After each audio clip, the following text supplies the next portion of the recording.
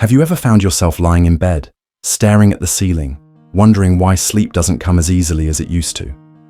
Or maybe you wake up feeling more tired than when you went to bed. If that sounds familiar, you're not alone. As we age, our bodies change in ways we don't always expect. Things like falling asleep quickly, staying asleep through the night, or waking up refreshed can start to feel like a distant memory. But here's the good news. You have more control over your sleep quality than you might think. Today, we're going to talk about 5 bedtime habits that doctors say are slowly harming your health after 70. These aren't just minor annoyances. They can actually affect your energy, mood, and even your long-term well-being. The best part? Once you know what these habits are, you can take simple steps to fix them. By the end of this video, you'll have practical tips you can start using tonight to improve your sleep and your life.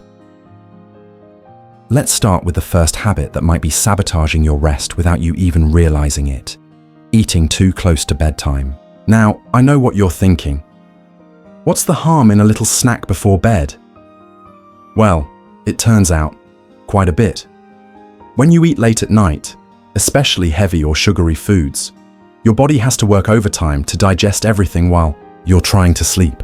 This can lead to discomfort, acid reflux, or even restless nights. And let's face it, no one wants to wake up in the middle of the night because their stomach feels like it's doing somersaults. But it's not just about feeling uncomfortable. Eating late can also disrupt your blood sugar levels, which is something many people over 70 need to pay extra attention to. When your blood sugar spikes and then crashes during the night, it can leave you feeling groggy and drained the next day. Instead of reaching for that midnight snack, try setting a cutoff time for meals and snacks, at least 2 to 3 hours before bed. If you're genuinely hungry later on, opt for something light and easy to digest, like a small handful of nuts or a piece of fruit. Your body will thank you in the morning. Now, let's move on to the second habit: watching TV or scrolling on your phone right before bed. I get it. After a long day, there's nothing quite like unwinding with your favorite show or catching up on social media. But here's the thing. Those screens emit blue light, which tricks your brain into thinking it's still daytime. This can throw off your natural sleep-wake cycle, making it harder to fall asleep and stay asleep. Plus, engaging with stimulating content, whether it's an exciting movie or a heated debate online, can keep your mind racing long after you've turned off the screen. Instead of relying on screens to relax, consider swapping them out for something more calming. Reading a book, listening to soothing music, or practicing deep breathing exercises can help signal to your body that it's time to wind down. Some people even find journaling helpful. It's a great way to clear your mind and release any worries before bed. Small changes like these can make a big difference in how well you sleep. Now that we've covered eating too late and screen time, let's talk about another common habit that could be affecting your rest: drinking alcohol before bed. Many people think a glass of wine or a cocktail helps them relax and drift off faster. And while it's true that alcohol might make you feel sleepy initially, it actually interferes with the quality of your sleep. It disrupts your REM sleep, the deep restorative stage that's crucial for memory, mood, and overall health. Without enough REM sleep, you're more likely to wake up feeling groggy and unrefreshed. If you enjoy a drink in the evening, try to finish it at least 3 hours before bed. That gives your body time to metabolize the alcohol so it won't interfere with your sleep cycles. And if you're looking for alternatives to help you unwind, herbal teas like chamomile or peppermint can be a great option. They're caffeine-free, gentle on your system, and perfect for promoting relaxation. Now that we've talked about late-night eating, screen time, and alcohol, let's move on to another important factor that could be impacting your sleep, and that's the habit of skipping a consistent bedtime routine. Think back to when you were younger. Maybe you had kids or grandkids who thrived on a predictable schedule. Bedtime stories, brushing teeth, and tucking in became sacred rituals that signaled it was time to rest. Well, guess what? Our bodies never outgrow the need for structure, especially as we age. Without a consistent routine, your internal clock can get thrown off, making it harder to fall asleep and wake up at the same time each day. You might be wondering, why does consistency matter so much? The answer lies in something called your circadian rhythm. This is essentially your body's internal clock, and it thrives on regularity. When you go to bed and wake up at different times every day, you're essentially confusing your body. It doesn't know when to prepare for sleep or when to gear up for the day ahead. Over time, this inconsistency can lead to poor sleep quality, daytime fatigue, and even mood swings. The good news is that creating a bedtime routine doesn't have to be complicated.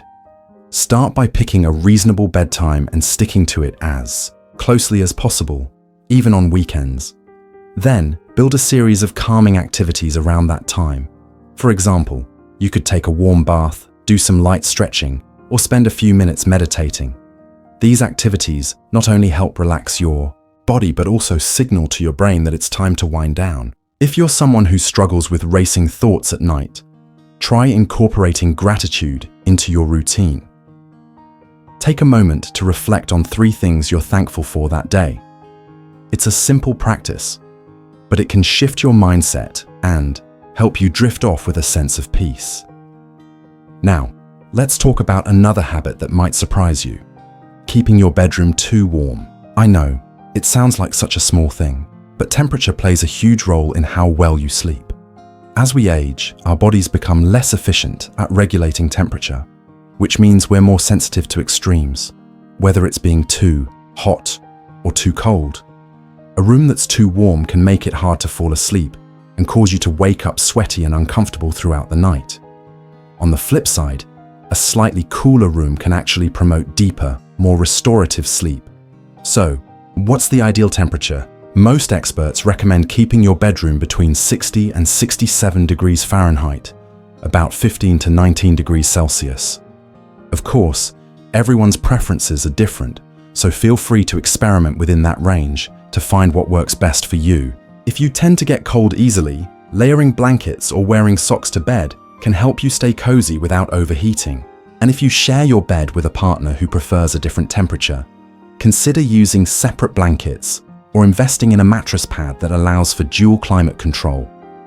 Little adjustments like these can make a world of difference in how comfortable you feel at night.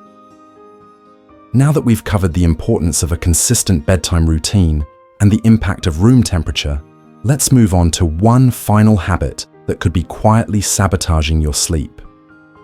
And that's the habit of ignoring your body's signals when it comes to sleep. Let me ask you this. Have you ever pushed through tiredness because you didn't want to waste time sleeping? Or maybe you forced yourself to stay up late finishing a book, watching TV, or tackling one last chore? It's easy to fall into the mindset that sleep is negotiable, especially when there's so much else competing for our attention. But here's the truth. Your body doesn't negotiate. When you ignore its natural cues, you're setting yourself up for trouble. Sleep isn't just a luxury, it's a necessity, especially as we get older. During those precious hours of rest, your body is hard at work repairing tissues, balancing hormones, and strengthening your immune system. Without enough quality sleep, you're more likely to feel sluggish, irritable, and even prone to illness. Over time, chronic sleep deprivation can increase your risk of serious health issues like heart disease, diabetes, and cognitive decline. That's why listening to your body's signals is so important. It's trying to tell you something crucial about your well-being. One of the biggest mistakes people make is thinking they can catch up on sleep later. You might tell yourself, "I'll sleep in tomorrow," or "I'll take a nap during the day." While naps can be helpful in moderation, they're not a substitute for a full night's rest. In fact, relying too heavily on naps can throw off your sleep schedule even more, making it harder to fall asleep at night. Instead of trying to play catch-up, prioritize getting the sleep you need each night. Most adults over 70 require about 7 to 8 hours of sleep, though some may need a little more or less depending on their individual needs. If you find yourself struggling to recognize your body's signals, try tuning in more intentionally. Pay attention to how you feel in the evening. Are your eyes feeling heavy? Is your energy starting to dip? These are signs that your body is ready for rest. Don't fight them, embrace them. Creating a wind-down routine, as we talked about earlier, can help you honor these signals by giving your body the time it needs to transition from activity to relaxation. Another way to respect your body's needs is by addressing any underlying issues that might be interfering with your sleep. For example, if you're dealing with pain, discomfort, or frequent trips to the bathroom at night, it's worth talking to your doctor. These could be signs of conditions like sleep apnea, restless leg syndrome, or an overactive bladder, all of which are common in older adults, but treatable with the right care. Sometimes, small adjustments, like changing your mattress, using a supportive pillow, or adjusting your medications, can make a big difference in how well you sleep. Now that we've explored all 5 habits that could be quietly harming your sleep, let's take a moment to recap what we've discussed. We started by talking about the dangers of eating too close to bedtime and how it can disrupt your digestion and blood sugar levels. Then we moved on to the impact of screen time and alcohol before bed, both of which can interfere with your ability to fall and stay asleep. From there, we covered the importance of a consistent bedtime routine and keeping your bedroom at a comfortable temperature. Finally, we talked about the value of listening to your body's signals and addressing any underlying issues that might be affecting your rest. The beauty of these tips is that they're simple, practical, and within your control. You don't need fancy gadgets or expensive treatments to improve your sleep. Just a few thoughtful changes to your nightly habits. And remember, progress doesn't happen overnight, pun intended.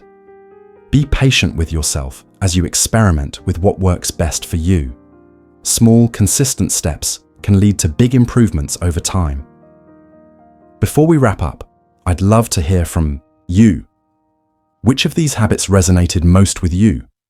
Or do you have a tip or trick that's worked wonders for your sleep? Share your thoughts in the comments below. I read every single one, and who knows, your insight might just help someone else watching this video. If you found this information helpful, please give the video a thumbs up and consider subscribing to the channel. We're here to support you with practical advice and encouragement to live your best life at any age. And don't forget to hit that notification bell so you never miss an update. Here's to peaceful nights, energized mornings, and living life to the fullest, because you deserve nothing less. Thank you for spending this time with me, and I'll see you in the next video. Take care.